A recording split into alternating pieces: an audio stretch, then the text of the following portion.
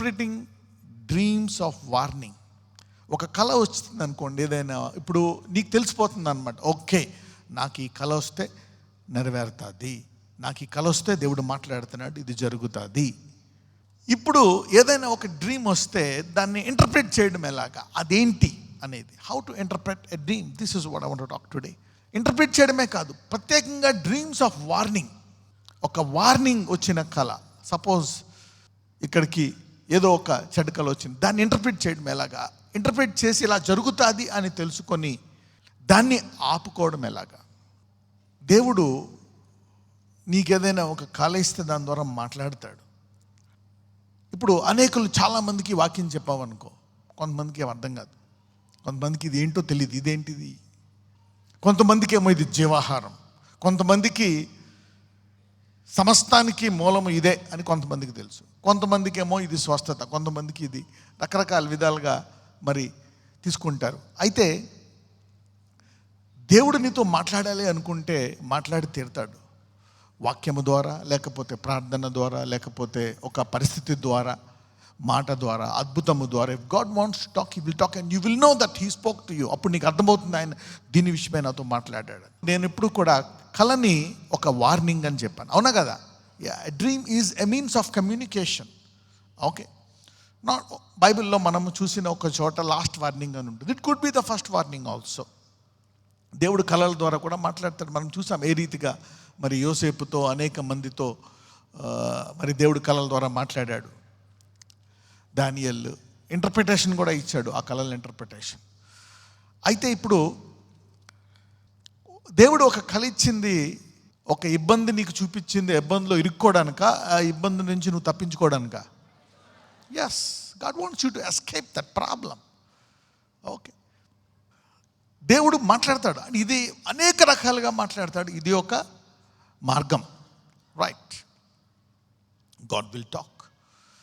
ఇవన్నీ ఎలా తెలుస్తాయి? నెంబర్ 1, యోబుకి వెళ్దాం. Let's go to Job 32:8. 32వ అధ్యాయం 8వ వచనం.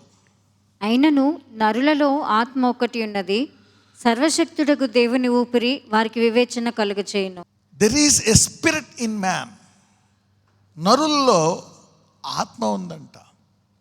మనము చూసేది శరీరం, we just see the body, శరీరాన్ని చూస్తాం. శరీరము మన్ను అయిపోతుందని తెలుసు, కొన్ని విషయాల్లో దేవుడు మరణం గురించి రాసినప్పుడు. ఆత్మ అది తన దేవుని వద్దకు వెళ్ళిపోతుంది. సో మనకి ఒక శరీరంతో పాటు ఒక ఆత్మ ఉంటుంది. Everybody knows. ఆత్మ అంటే ఎలాగుంటుందో కూడా మీకు చెప్పాను. ఓకే, సో నరులలో ఆత్మ ఒకటి ఉన్నది. And the inspiration of the almighty giveth them understanding.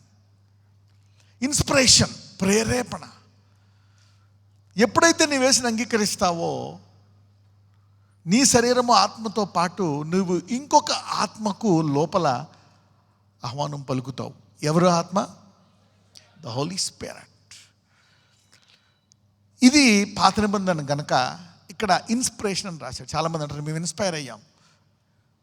నువ్వు శరీరంలో కూడా ఒక్కొక్కసారి ఇన్స్పైర్ అవుతావు. ఓకే, ఆ సేవకుడిని చూసి, ఆ వరాన్ని చూసి, ఆ దైవజనుడిని చూసి, లేకపోతే ఆ బాగా చదువుకునే వాళ్ళని చూసి, ఆ స్పోర్ట్స్ పర్సన్ని చూసి యూ ఇన్స్పైర్. నేను కూడా చేయాలి, నేను కూడా అలాగ అవ్వాలా, నేను కూడా కష్టపడాలా.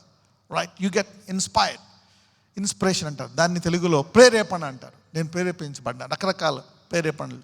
ఓకే, నువ్వు చూసేదాన్ని బట్టి నీకు ప్రేరేపణలు వస్తాయి. What you see, what you observe, what you think, you inspire. So దేవుడు కూడా ఏం చేస్తాడంట? నిన్ను ప్రేరేపిస్తాడంట. He will inspire. యోహాను సువార్త 10వ అధ్యాయం 27 చదువుదాం. John 10:27. నా గొర్రెలు నా స్వరము వినును, నేను వాటిని ఎరుగుదును, అవి నన్ను వెంబడించును. రైట్, నా గొర్రెలు నా స్వరము వినును. సో ఇక్కడ నా గొర్రెలు నా స్వరము వినునంటే ప్రతి గొర్రెతో ఎలా మాట్లాడాలో దేవుడికి తెలుసు. ఇప్పుడు తల్లికి, ఇంట్లో ఉండే స్త్రీకి తెలుసు, ఓకే భర్తతో ఎలా మాట్లాడాలి. సపోజ్ 3 పిల్లలు ఉన్నారు, ఓకే చిన్నమ్మాయితో ఎలా మాట్లాడాలా, పెద్దోడితో ఎలా మాట్లాడాలా, మధ్యలో ఓడితో ఎలా మాట్లాడాలా, ఎవరెవరు దేనికి భయపడతారు, ఓకే ఎవరెవరికి ఏది ఇష్టం, ఎవరెవరికి ఏ రీతిగా చెప్తే వింటారు, వాళ్ళకి తెలుసు వాళ్ళకి ఏ కూరలు ఏంటి ముగ్గురికి ఇష్టమయ్యే.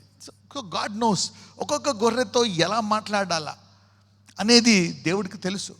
కొంతమందితో వాక్యము, కొంతమందితో స్వరము, కొంతమందితో కళ, కొంతమందితో మరి ఒక అద్భుతము, రకరకాల విధాలుగా మరి దేవుడు తన బిడ్డలతో మాట్లాడతాడు. He speaks in many ways. ఎప్పుడు కూడా మనం లిమిట్ పెట్టుకోవడానికి వీలు లేదు.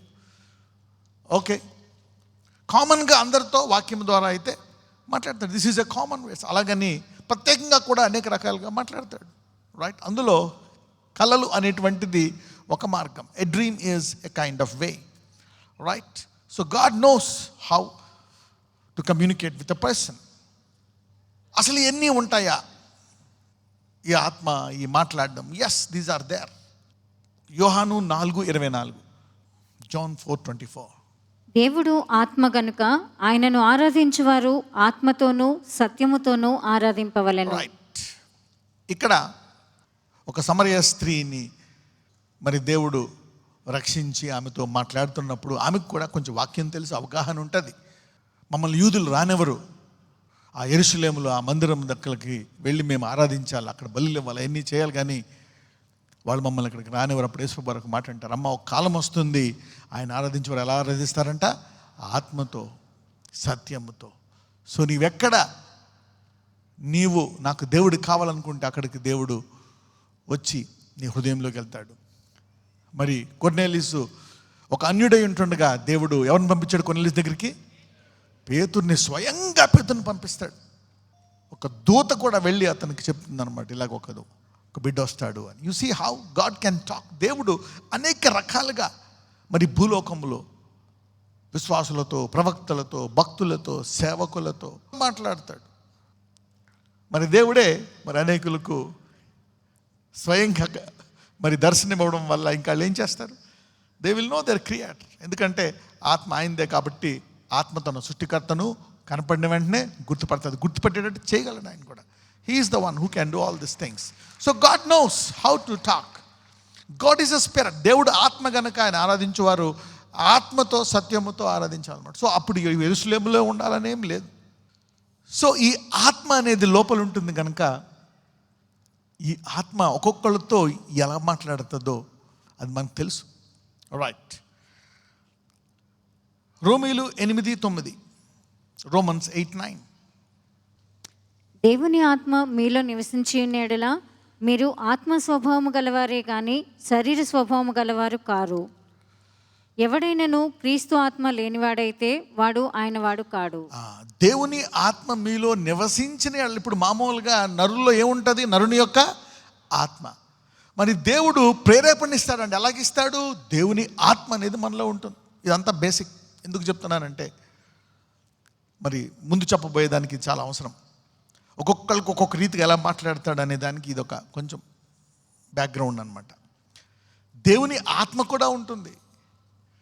మరి దేవుని ఆత్మ ఉంటే ఆ వ్యక్తిలో మొదటి సూచన ఏంటో తెలుసా? ఒక వ్యక్తిలో దేవుని ఆత్మ ఉందని ఎలా తెలుస్తుంది మనకి? ఆ వ్యక్తి యేసు దేవుడు అని చెప్తాడు. He will tell that Jesus is the Lord because he got the Holy Spirit. పరిశుద్ధాత్మ ద్వారా తప్ప మరి వేరే మార్గంలో యేసు దేవుడని చెప్పలేము. That's the truth. ఒకవేళ వేరే మార్గాల్లో చెప్పిన ఆ లోతు వేరు. ఓకే, చాలామందికి మరి అద్భుతాలు జరగవు, స్వస్థత జరగదు, ఒక్కొక్కసారి ఆశీర్వాదం రాదు, అయినా యేసు దేవుడు అంటారు. ఎందుకు? వారి లోపల ఎవరున్నారు? పరిశుద్ధాత్మ. ఆ తర్వాత మళ్ళా అవన్నీ జరుగుతాయి.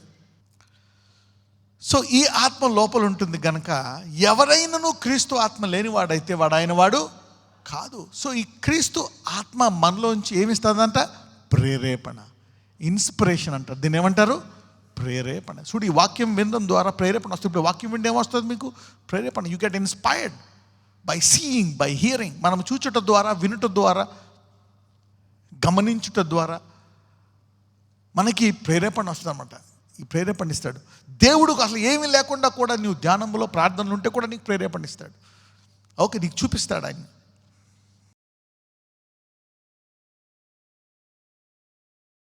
నజరేయుడైన యేసయ్య, ఇదిగో ప్రభువా నీ బిడ్డలను ముట్టి స్వస్థపరచండి ఆయన. ఇంకా ఏ గర్భం అయితే ఫలించలేదో ఆ గర్భాన్ని ఆశీర్వదించండి, ఫలించే గర్భముగా మార్చండి. ఎవరికైతే వివాహము జరగలేదు వివాహములు జరిగించండి. నిరుద్యోగ సమస్య, ఎస్ లార్డ్ బ్లెస్ దెమ్. మరి ప్రత్యేకముగా లివర్ వ్యాధులు, కిడ్నీ వ్యాధులు, కడుపులో వ్యాధులు, పేగుల్లో వ్యాధులు, ఆయా తల నుంచి అరికాలు వరకు చర్మ వ్యాధులు, whatever diseases, whatever sicknesses they are suffering from Lord, heal them O Lord. వారిని ముట్టి స్వస్థపరచమని నజరేయుడైన యేసునామమున ప్రార్థిస్తున్నాము తండ్రి, ఆమేన్.